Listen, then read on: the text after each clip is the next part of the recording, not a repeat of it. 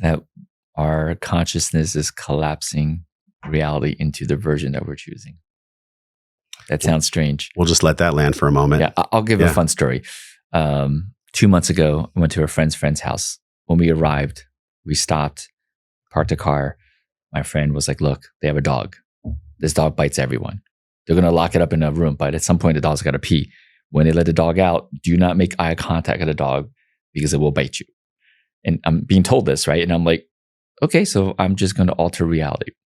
So about an hour and a half in, I'm conversing with the owners of this dog in the house. They're like, all right, we got to let the dog out. Be still. Don't look at it.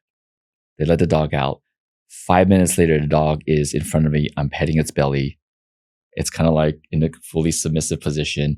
And the owners are looking at the dog, looking at me like, we've never seen this before. And I go, yeah, we can collapse reality into any version that we want. So you reorganized the threat that there was no problem to solve, that the dog wasn't. It's the most, I'm just going to go with it's the most loving dog, and literally showed up as the most loving dog. This is what we're capable of. This is so powerful. So I've heard of this concept, and I've shared the concept with you about my father, and you've shared so many ways about this. Yeah. I think what gets in the way is the mind. Mm-hmm. The intellect comes in and says, well, it can't be that easy. Yeah. It can't be that easy, air quotes. Yeah. The mind is also powerful. So there's this harmony. We have a mind, we're in a body, we are a spirit connected to that which created us. I get all these things. Mm-hmm. Yet I fumble. I still get attached to the mind, and I still say that can't be that easy. Yeah. What is that all about in me and in all of us? Yeah. It's a very human thing. It is. I mean, just imagine when we were young, our parents didn't come over and say, you know what, make sure you don't work too hard when you grow up. Especially not a tiger mom. Right? Yeah. We got the opposite message. Yeah. And all programming says you got to work hard. Yes. Nothing comes easy. And then for us to feel enough, it would almost feel like we didn't accomplish things if it wasn't difficult.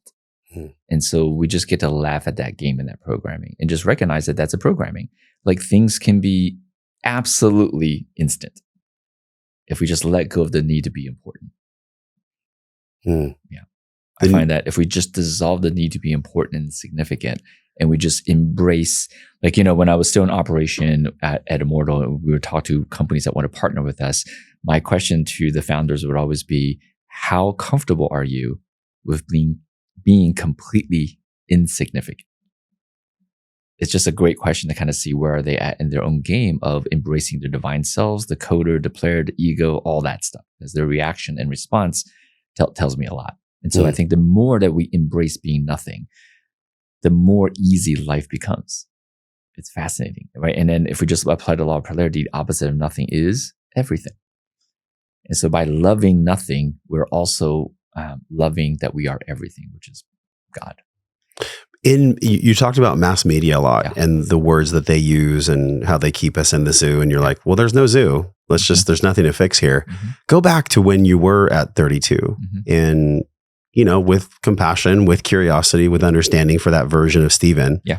What did he not know then that the current version of you knows now? Ooh, that's such a good question. I'm sure you can just hop a timeline and go to him. I've met with my 11-year-old. I'm like, hey, you don't understand. Here's something easy. Right? What was that? Yeah. No, in my 30s, I was for sure still operating from a problem solution perspective, first and foremost. Yeah. I was definitely still judging because I remember, so it was 9 years ago was when I committed to, so I was early 40s. I just committed to not using good, bad, right, wrong, positive, and negative. So in my 30s, I was definitely still judging. In my 30s, I definitely was healing and treating and helping people as a oblique way for me to feel better than others. It was for my own ego, for sure. I was still operating from that perspective. It was very shadowy. That didn't come up until like early 40s. I was like, oh, right. Back then, I was still seeing people in terms of hierarchy. Right? Wow, they're so much ahead, right? They're like so advanced in their spiritual practices or in their healing practices or whatever. Yeah. So I still saw some kind of hierarchy. I think those would be the main ones that I've continuously worked on dissolving. And even recently you shared with me, you went, I believe it was Peru or somewhere in a cave, and they were using like hot chili pepper and in your different gates. Can you tell us about that? There was still, what I'm saying is I respect your viewpoint of there's nothing to fix.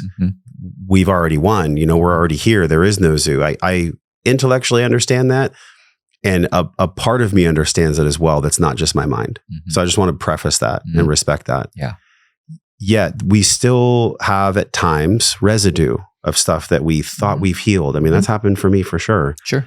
Can you walk us through that? Because it seemed to me like when you had shared with me earlier that there was still some residue from even potentially connected to 32 and onward. I don't want to suggest that you get to a point where you're just not doing anything. We will always spiritually, emotionally, mentally evolve forward. We just evolve forward from what I call the current version of divine perfection to the next version of divine perfection. I like that. Which is different than I'm not there yet. I need to get there. Yeah. Right. And so when I went to Ecuador, when that opportunity was offered, it didn't come from this will be a great mechanism to heal me, to up-level me, to improve me, to awaken me.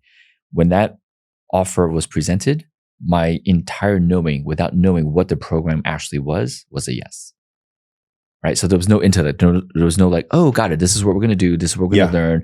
And yes, that's exactly what I need because I'm trying to do this. None of that happened. It was just curiosity for your own evolution, not your own fixing and healing, because there was no problem. Pure curiosity. And then without thinking, my body was like, yes. I just said yes. In fact, I didn't know what we were doing until we got there.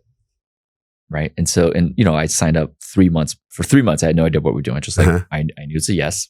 And so I'm going. Of course, when we got there, then we did, the chili, in our eyes and upper butts and our penises. Wait, you got to please share that. This is such a cool story.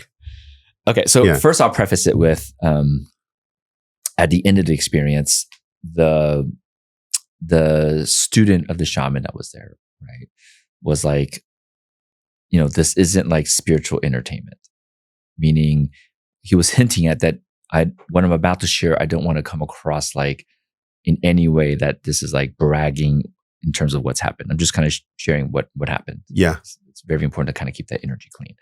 So I didn't know what I was getting into, but when we arrived, then we found out we're going through this deep spiritual cleansing process, right? And part of that cleansing process involved using all kinds of different plants, right? Chili, right? The chili oil was put in our eyes to clarify our thoughts because it was so painful. You literally couldn't think. For 15 minutes, all I could experience was pain and centeredness in my mind. There was no thoughts just because of the intensity of the pain. And then they put the chili oil, on Q-tips, upper butts. That was designed to clean our root chakra.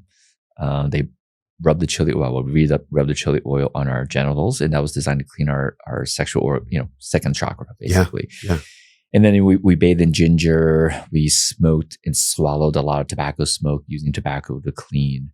And we did about 3 days of these cleaning rituals before we jumped into the actual ceremony, right, where we sat with some of our plant elders.